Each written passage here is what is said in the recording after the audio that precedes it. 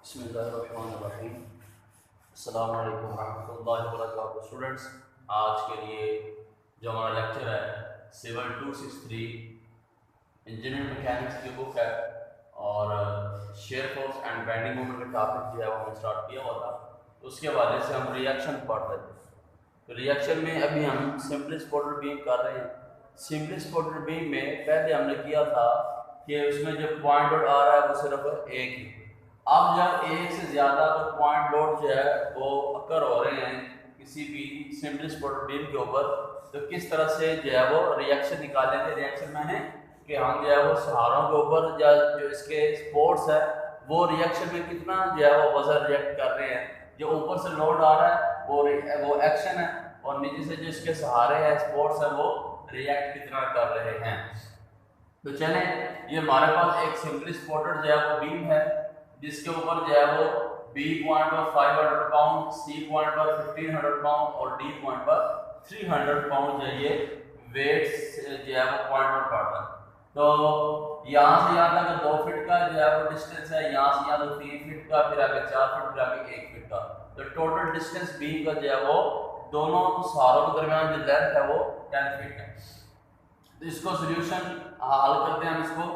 तो सबसे पहले आपको पता है कि हम जो है जो फोर्सेज लग रही हैं उसका सम जो है वो दोनों साइड पर इक्वल होता है। तो फोर्सेज दो तरह की है, अपवर्ड और डाउनवर्ड। ये आप देख रहे हैं जो एरो साइन है जो ऊपर का ये अपवर्ड है, जो नीचे को एरो साइन लग रहा है ये डाउनवर्ड है। तो sum of upward forces equal to sum of downward forces. तो अपवर्ड आप जो ऊपर को निशान है तीर का एरो का वो एक ये है और एक ये है।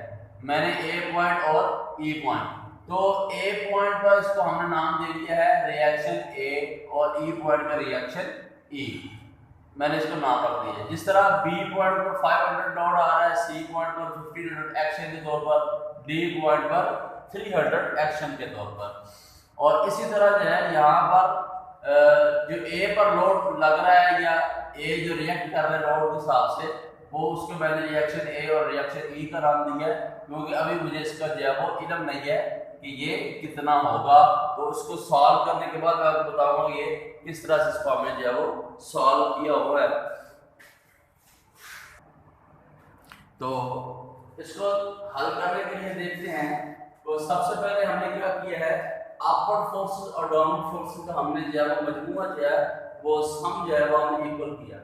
तो रिएक्शन ए और रिएक्शन ई ये दोनों अपवर्ड फोर्सेस का सम है, प्लस का दिया।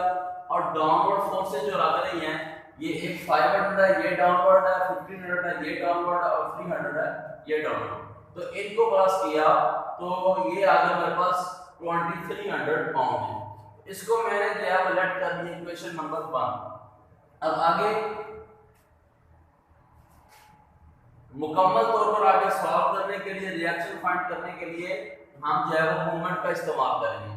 जिस तरह फोर्सेज जो है ये दो तरह की है, अपवर्ड और डाउनवर्ड, इसी तरह मूवमेंट्स भी दो तरह के होंगे, क्लॉकवाइज और एंटी क्लॉकवाइज। तो क्लॉकवाइज मूवमेंट का sum equal to anti clockwise movement का सम। तो मैंने बताया कि हम अगर पॉइंट ए से स्टार्ट करते हैं तो इसका एरो साइन ऊपर को है, इसको हमने घुमाना है किसकी जानब, एंड स्पोर्ट की जानब, यानी कि एंड वाले पॉइंट की जानब। तो जाहिर सी बात है कि इधर से आना तो नहीं, तो इसका ऊपर को एरो है तो ये ऊपर से जाएगी। अब इसी तरह बी पॉइंट नीचे का साइन है तो इधर से ई की जानब जाएगी और सी पॉइंट इधर से एंड की जानब, डी पॉइंट इधर से एंड की जानब। तो ये जो आप देख रहे हैं इस तरह ये क्लॉकवाइज मूवमेंट आप देख रहे हैं, ये सीधी घड़ी वाला जैसे क्लॉकवाइज होता है और इस तरह जो ये एंटी क्लॉकवाइज होता है। तो अब देखें कि क्लॉकवाइज मूवमेंट में जो है हमारे पास, तो मूवमेंट लेने के लिए हम क्या करते हैं, फोर्स मल्टीप्लाई बाय डिस्टेंस। जब भी हम मूवमेंट लेंगे तो ये होगा फोर्स मल्टीप्लाई बाय डिस्टेंस। अब देखिए ए पॉइंट पर जो है अभी मेरे पास रिएक्शन ए है, फोर्स का नाम रिएक्शन ए है। जिस तरह बी पॉइंट पर फोर्स लगती है 500, इस तरह रिएक्शन में ए पॉइंट पर जो है वो आ रहे हैं रिएक्शन ऑफ ए।